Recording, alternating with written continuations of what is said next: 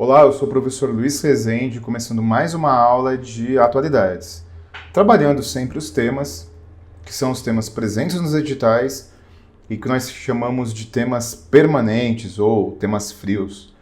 Aqueles temas que sempre caem e que você tem que conhecer, que você não depende do edital aberto nem do que acontece próximo a uma prova.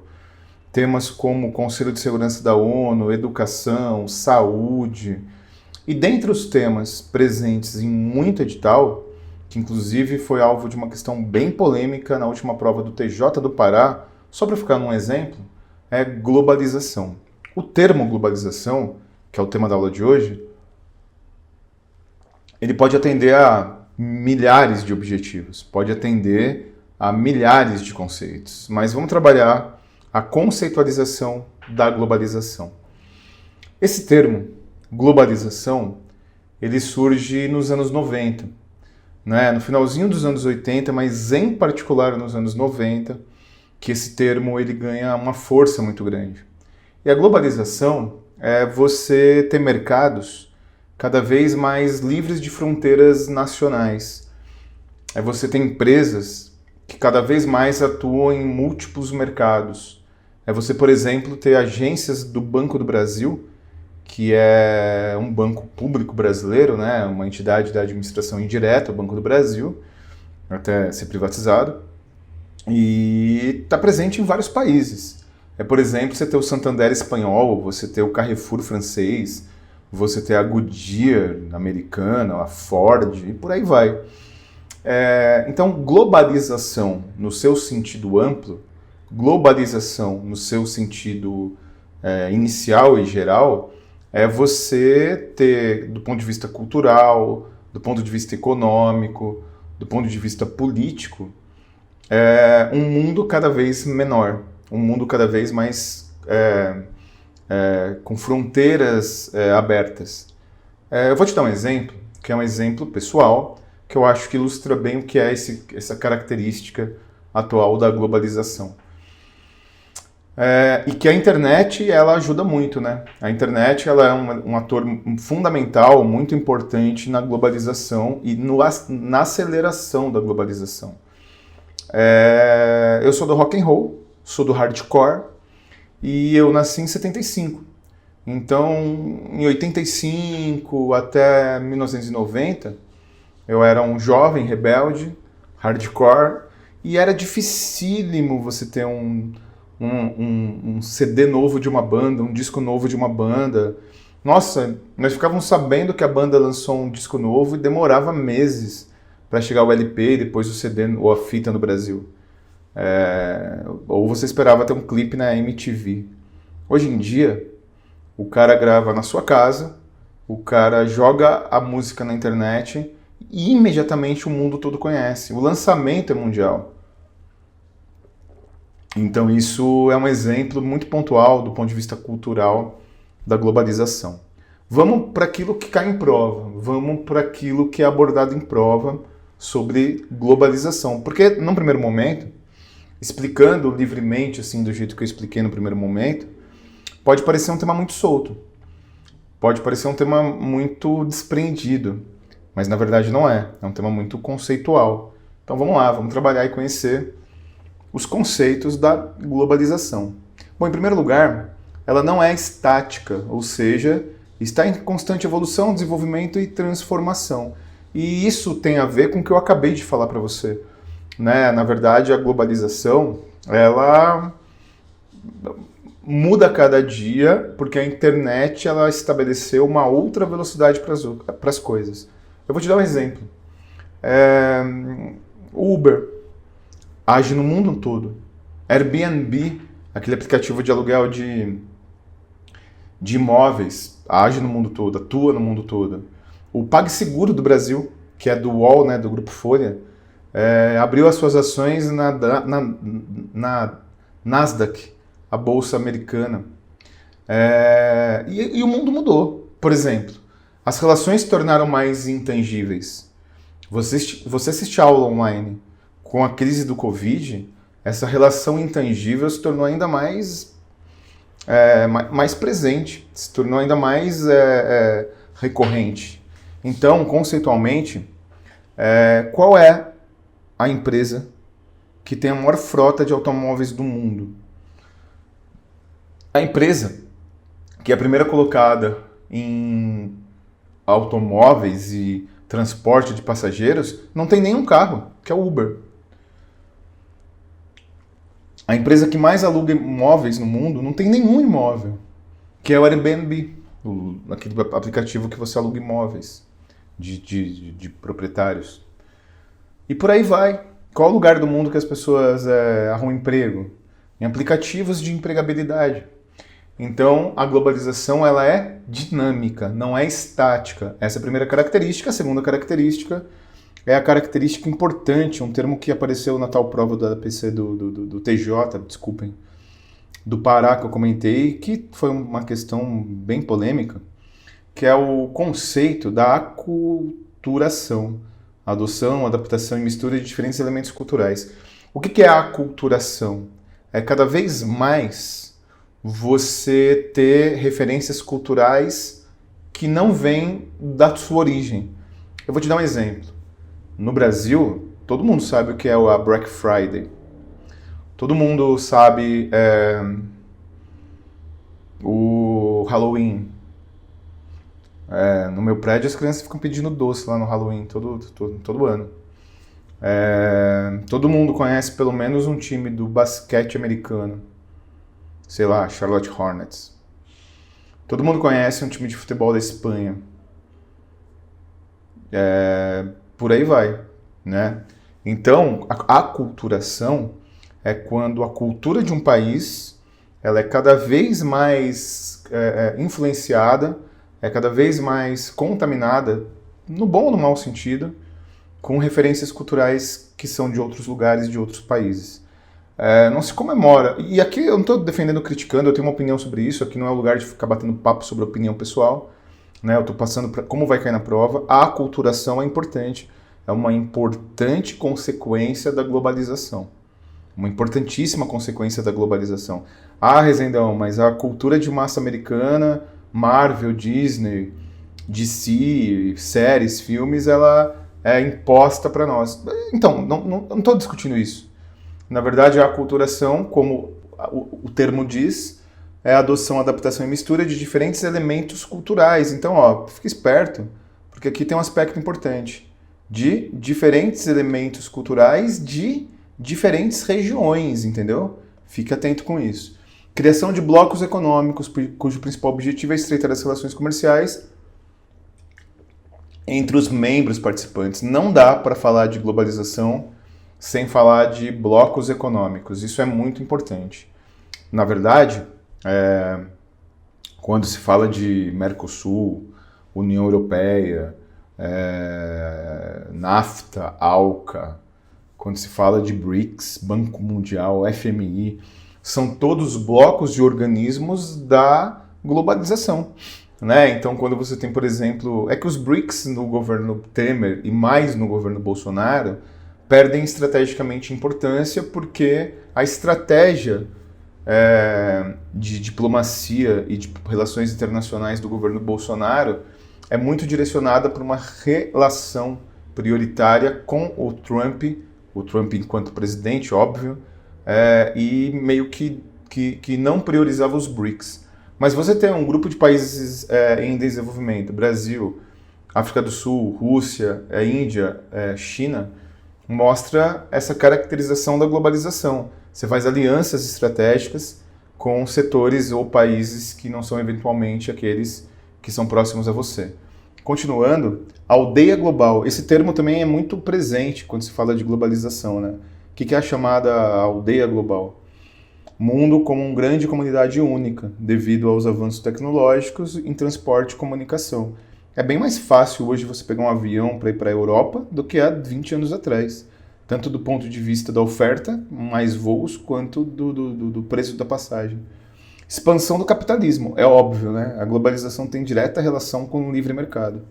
Fortalecimento das relações comerciais, internacionalização do fluxo de capitais, privatização de empresas estatais, neoliberalismo e quebra de barreiras fronteiriças. Olha só, por que os últimos tópicos falam de fortalecimento do capitalismo e falam do chamado neoliberalismo? Por uma razão. Porque a globalização, ela é mais do que tudo você ter empresas de um país atuando em mercados de outros países, né? Então, basta a gente ver o nosso dia a dia. Instagram, falei agora que nem aqueles caras que começam a falar inglês e ficam tentando falar com sotaque, né? Que feio. O Instagram, o Facebook, o Twitter, o Google, e as empresas de serviços que eu comentei, Uber, Airbnb, todas essas empresas fazem parte do nosso dia a dia. Os programas que o Alphacom utiliza para gravar, o browser que você utiliza para acessar as aulas, são todos oriundos, na sua ampla maioria, de empresas internacionais. Então, a globalização não é um movimento de esquerda. A globalização não é uma ideologia socialista. Na verdade, a ideia do livre mercado é uma ideia liberal. É uma ideia do liberalismo e do conservadorismo político, né? Perfeito? Continuando, vou pontuar agora para você uma coisa importante que é abordada em prova, que continuando as características da globalização, e depois eu vou pontuar os tais pontos positivos e os pontos negativos. Tempo de deslocamento através do espaço reduzido, é exatamente isso, né? Voos para o Japão, para ficar num exemplo, existem há muito tempo, mas hoje é bem mais rápido, é bem mais barato. Presença de multinacionais transacionais, que é o que eu pontuei mais até agora, né? Avanço das tecnologias de comunicação e meio de transporte, surgimento das multinacionais, informação transmitida instantaneamente, foi o que eu pontuei sobre a questão da música, que hoje é bem mais rápido chegar no mundo todo. Aumento da concorrência e competição econômica, porque depois eu vou para os pontos positivos, deixa eu só voltar para conversar um pouquinho com você sobre um tema. Então é isso, né? E tem uma história bastante interessante. Existia em São Paulo um banco chamado Banespa. Quem é de outros estados talvez não lembre, mas o Banespa ele tinha agências em todo o Brasil, e o Banespa era um banco estatal, banco do governo do estado de São Paulo, e ele tinha as contas dos servidores públicos estaduais. E para o banco ter a conta corrente, né, ter a carteira de depósito de conta corrente de servidor público é o paraíso, porque todo mês está lá depositadinho o dinheiro. Salvo exceções, como no Rio de Janeiro um tempo atrás. Mas se o governo deposita, é um dinheiro que o banco vai especulando no mercado financeiro.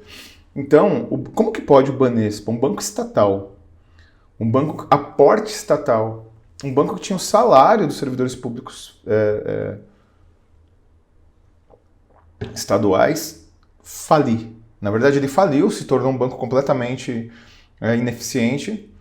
E, salvo engano, no processo de privatização, ele foi comprado pelo Banco do Brasil ou Santander. Eu não me lembro agora, acho que foi o Banco do Brasil. Mas, enfim, o que importa é outra coisa. Por que o Banespa faliu? Porque o Banespa ele era um banco antes da abertura econômica, antes do processo de globalização.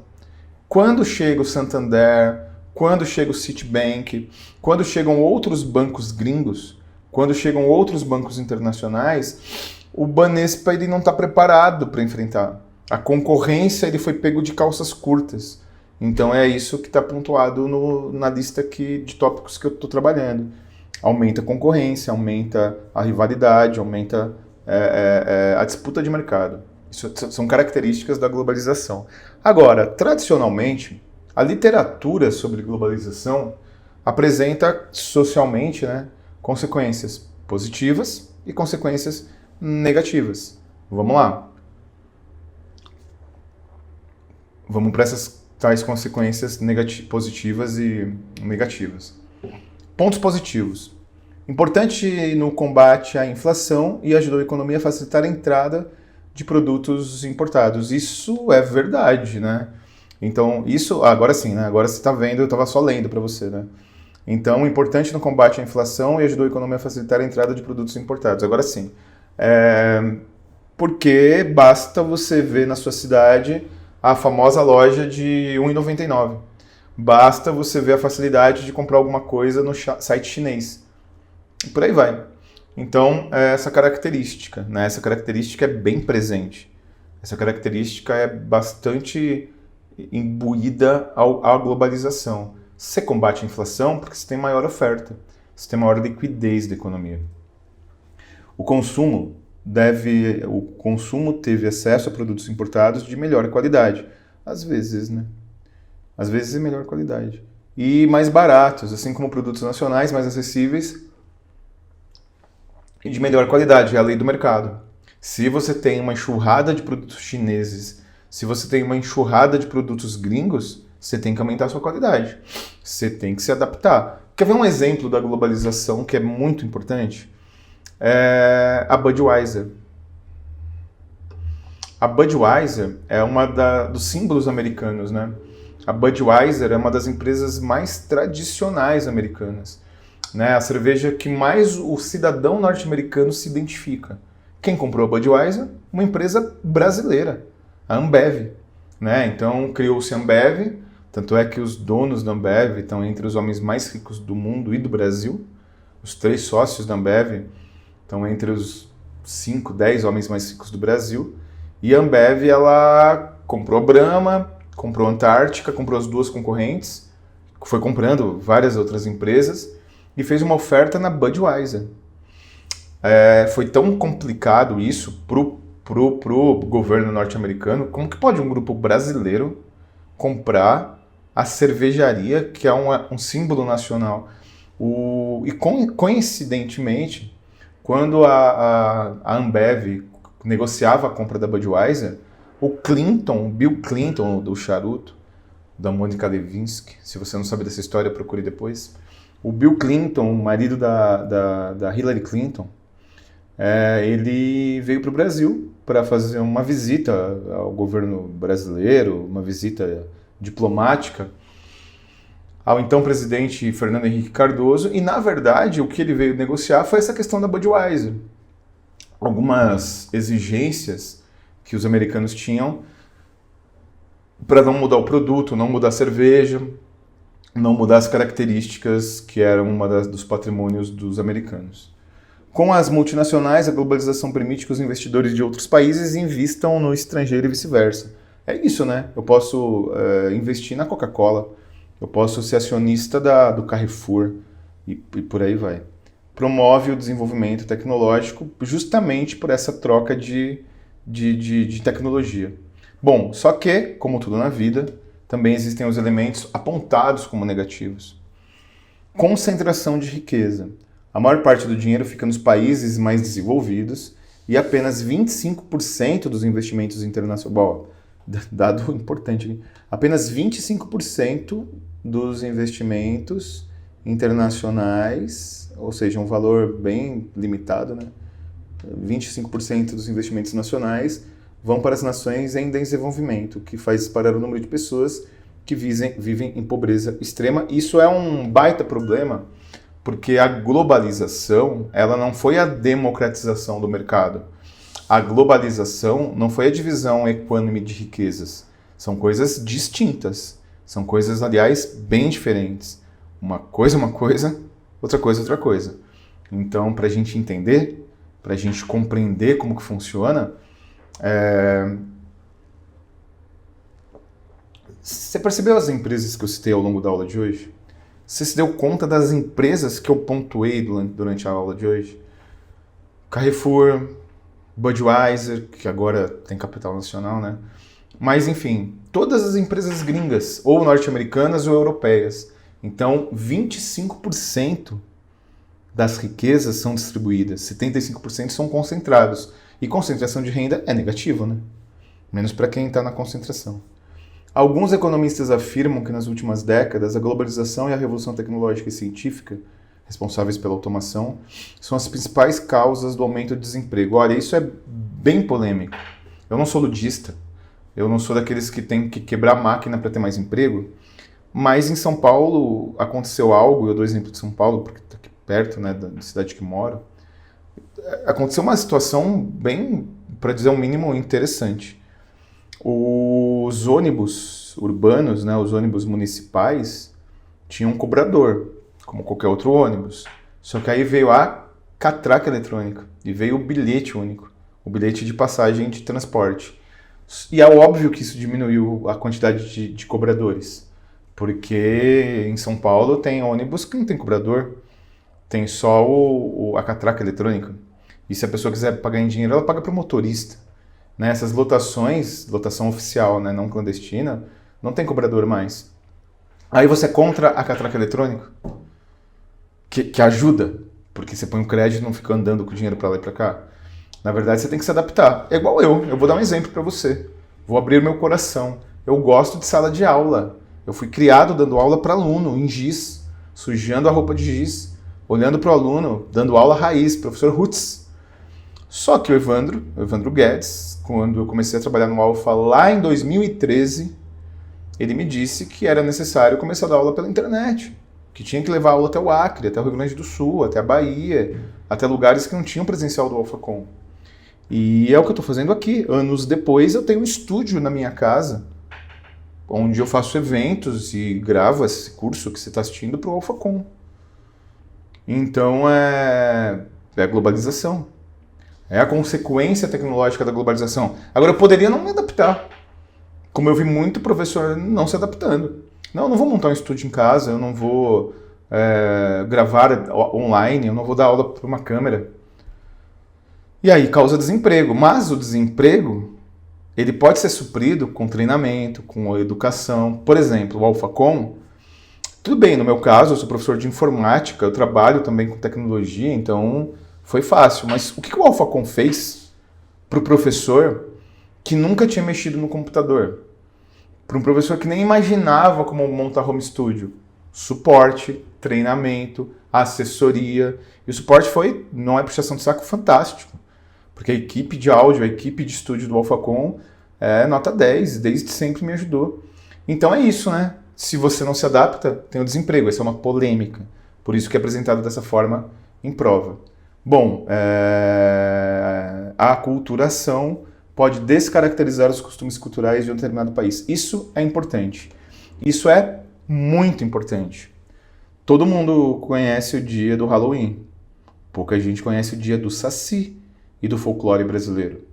Todo mundo conhece os livros de Harry Potter. Mas talvez as pessoas não conheçam livros de autores brasileiros consagrados. Eu ia falar Monteiro Lobato, mas é complicado, né? Está se questionando muito a obra do Monteiro Lobato por coisas que ele escrevia, mas nós temos grandes escritores, né? Sei lá, Mário Quintana. Então, todo mundo acompanha... todo mundo assiste... Eu gosto muito dos filmes da Marvel. Gosto muito, eu sou fã da Marvel. Mas o número de pessoas no Brasil que assistiu Vingadores Endgame, em que derrotam o Thanos, os Vingadores derrotam o Thanos, foi infinitamente maior do que as pessoas que assistiram Bacurau, A Vida Invisível, filmes nacionais, Aquários, filmes nacionais. Por aí vai, por aí vai. Então isso é a aculturação. Bom, pontuando agora, os tipos de globalização, isso é muito importante. A globalização econômica é a mais importante, digamos assim, porque tem a ver com o mercado. Então, quando se fala de globalização econômica, existe direta relação com o mercado, existe direta relação com a economia, com as multinacionais, com tudo isso que eu forcei tanto para falar com você. Então, é o tipo de questão que cai em prova, né? Indica a alternativa que apresenta os tipos de globalização e por aí vai. Então, a globalização econômica é aquela em que as empresas atuam em mercados ultranacionais, mercados internacionais, cada vez mais existem empresas multinacionais. Eu falei aqui do filme Bacurau, né? O filme que ganhou o prêmio em Cannes, em 2019, um filme brasileiro. O filme Bacurau, apesar de ser oficialmente um filme brasileiro, é uma produção franco-brasileira. Então é também uma produção francesa. A globalização econômica é aquela da abertura dos mercados estarem cada vez mais multinacionais. Globalização cultural, que é também algo que eu falei muito aqui na aula. A globalização cultural, tome muito cuidado, porque a globalização cultural é diferente da aculturação. São movimentos que dialogam, mas são diferentes. São movimentos que dialogam, mas não é sinônimo. Então vamos entender. O que é a globalização cultural? É você conhecer uma banda francesa. É você conhecer um time de futebol, porque o esporte é um aspecto cultural, né? Da cultura popular. É você conhecer um time de basquete. Quem é o armador do Bulls? Quem é o ala do Lakers? Quem é o centroavante do Atlético de... Vamos falar de futebol, que é o que eu gosto, né? Porque aqui é o seguinte, meu irmão. Vai Brasil. Quem é o centroavante do Atlético de Madrid? Quem é o goleiro da Inter de Milão? Quem é o ponta esquerda é foda, nem tem mais no futebol. Quem é o zagueiro de área do Dinamo de Kiev? Isso é globalização cultural. Você conhecer as culturas de outro país. Agora, o que é a aculturação? É você assimilar esta cultura. Por exemplo, eu sei que existe o Chicago Bulls e o Lakers. Isso é globalização cultural, utilizando esporte. Eu ponho a camiseta do Bulls, falo que eu torço pro Bulls. É a aculturação. É a cultura de fora chegar em você. Eu gosto de rock and roll.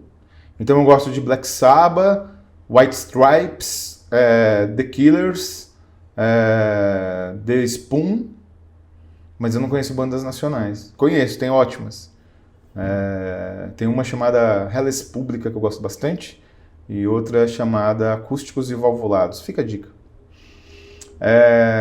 Mas quando eu gosto das bandas gringas e as bandas gringas são a minha única referência, é a aculturação. E finalmente a globalização da informação, que é a chamada revolução que a internet trouxe. Olha, isso cria, tema que eu vou desenvolver em outra aula, que é o chamado mercado intangível. E o mercado intangível gera uma economia intangível. É o cara que faz Uber, é o cara que trabalha no... A economia intangível, ela chegou a tal ponto que o cara tem uma moto ou uma bicicleta e ele se cadastra nesses aplicativos de entrega de comida. Perfeito, não é novidade para ninguém. Todo mundo pede comida nesses aplicativos, sem novidade. O fato é, no dia 1º de julho de 2020, acontece a primeira greve dos caras que trabalham nos aplicativos. Então olha como essa economia intangível, olha como o mercado sendo cada vez mais vinculado à internet, pega elementos da vida real como greve, organização sindical e joga para o mercado intangível. Os caras fizeram greve. Foi um caos. Não dava para sair, né, das grandes cidades com motivos justos, com motivos de salário, direitos trabalhistas, enfim, não vou entrar nesse mérito. Então, a globalização da informação é chamada economia intangível. É a economia em que você tem referências que não são mais tangíveis. É o e-business, é o e-commerce. Então, esses são os 4 elementos, só para a gente fechar. Globalização econômica, cultural, a aculturação, que não é a mesma coisa da globalização econômica, da globalização cultural, e na globalização cultural entra também o esporte e da informação. Perfeito? Então, espero que você entenda como é abordado globalização em prova, como pode cair na sua prova. Muito obrigado pela sua presença assistindo essa aula.